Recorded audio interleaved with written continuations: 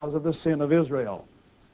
In Kings and Chronicles, we have another 100 years of the history of the Judah kingdom, a history of continuance of sin, some revivals, but always turning away from the God of Israel. During that time, Assyria's power declined, and she lost control over much of her empire, and Babylon grew. The Judahites remaining at Jerusalem made a peace treaty with the king of Babylon, but they continued to sin against the God of Israel and tried to enlist the help of Egypt. God sent Jeremiah to tell them Babylon would conquer them. They planned to resist, but Jeremiah told them in Jeremiah 37, verse 8, "And the Chaldeans shall come again and fight against this city and take it and burn it with fire. Thus saith the Lord, deceive not yourselves, saying, the Chaldeans shall surely depart from us, for they shall not depart. For though ye had smitten the whole army of the Chaldeans that fight against you, and there remain but wounded men among them, yet should they rise up every man in his tent and burn this city with fire." And it came to pass, Jerusalem was destroyed in about 595 B.C., and the Judahites were taken into Babylon for the 70-year captivity prophesied by Jeremiah. All seems lost. What has happened to the covenants? What has become of the great promises of God? 70 years later, Ezra did bring back from Babylon to Jerusalem a handful of Judahites to rebuild the city and the temple. In Ezra 2, that number is given as less than 50,000. This remnant of Judah and Benjamin provided the small Israelite community that existed in Jerusalem at the time Christ was born, 500 years later. But what happened to the other tens of millions of Israelites who never returned to Jerusalem? Are their descendants lost from the covenant promises of God? We must now ask the same question Paul asked 500 years later in Romans 11. Hath God cast away his people? God forbid. For I also am an Israelite of the seed of Abraham, of the tribe of Benjamin. God hath not cast away his people which he foreknew.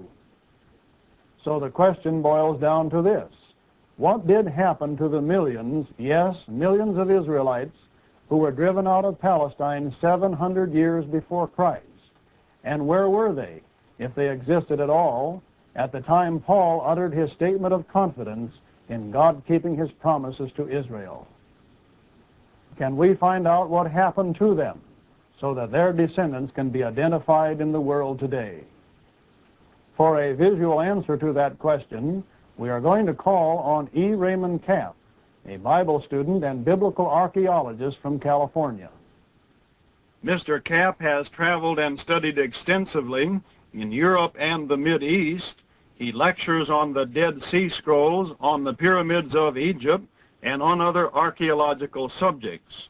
Mr. Capp is the author of books on the Great Pyramid, on astronomy and the Bible, on Stonehenge of England and Druidism, on Solomon's Temple, on ancient Israel, and he has written an excellent Bible study on the Abrahamic covenants.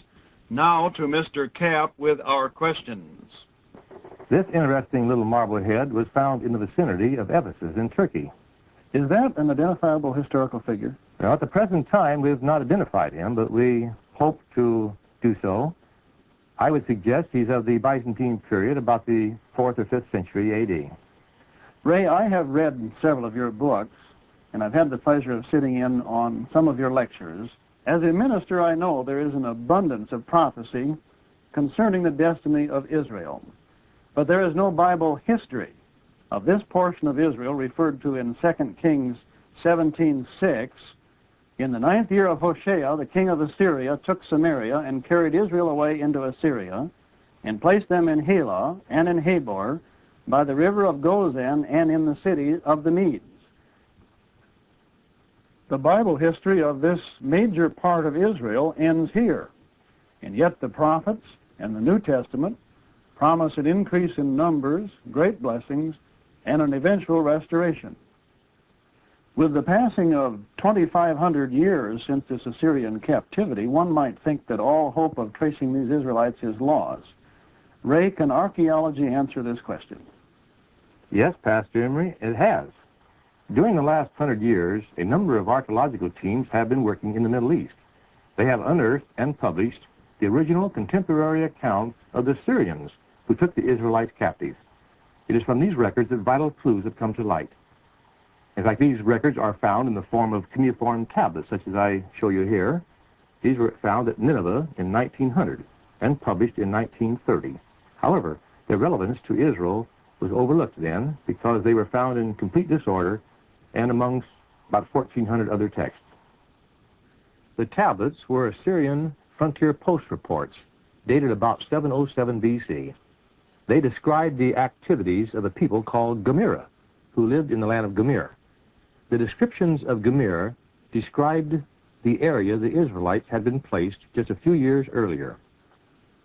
One tablet stated that when the king of Urartu came into the land of Gemir, his army was routed as the Gemira counterattacked, entered the land of Urartu, and killed their commanders. Well, historians are now aware of the fact that the Gemira were the same people who, about 30 years later, during the reign of Esarhaddon, king of Assyria, were again called Gemira.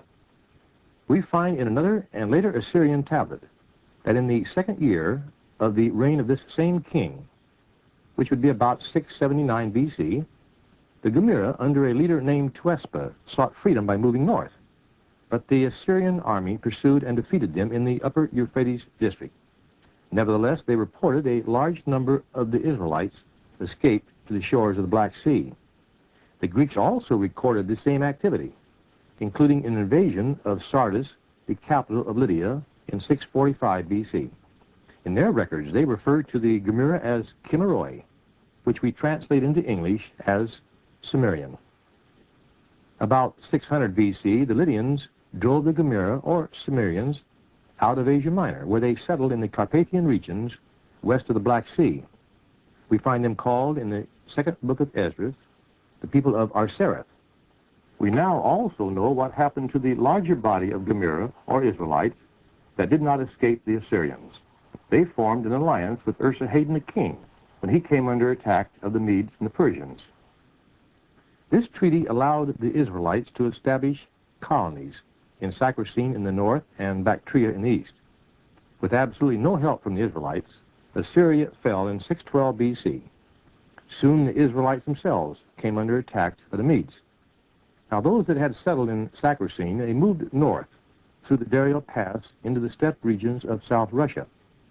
There they became known by the Greek name Scythians. The Israelites that had settled in Bactria were forced north and east, and in the records of the Persians, they were called Massagetae and Saka. Archaeology has solved two of the greatest archaeological problems. First, what happened to the hundreds of thousands of Israelites who disappeared south of the Caucasus? And second, the origin of the Sumerians and the mysterious nomadic tribes known as Scythians, who suddenly appeared north of the Caucasus, both the same time in history. They were one and the same people. They were Israelites.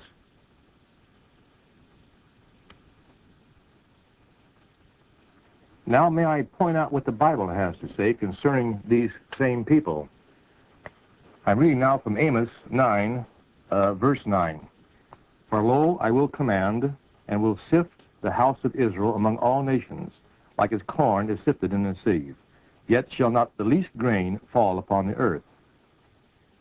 Our history books pick up the story at this point, recording the westward migrations of the Scythians as they came into collision with the Sumerians, who had earlier settled west of the Black Sea. Their kinship lost over the centuries, the ensuing battles forced the Sumerians west and north to become the Celts, Gauls, and Cimbri. By the end of the 4th century BC, the Scythians had established themselves as the great and prosperous kingdom of Scythia. Later, the Sarmatians, these were a mixed non-Israelite people of Iranian origin, they in turn drove the Scythians northwest to the shores of the Baltic Sea. At this time in history, we find the Romans introduced the name German. in place of the name Scythian in order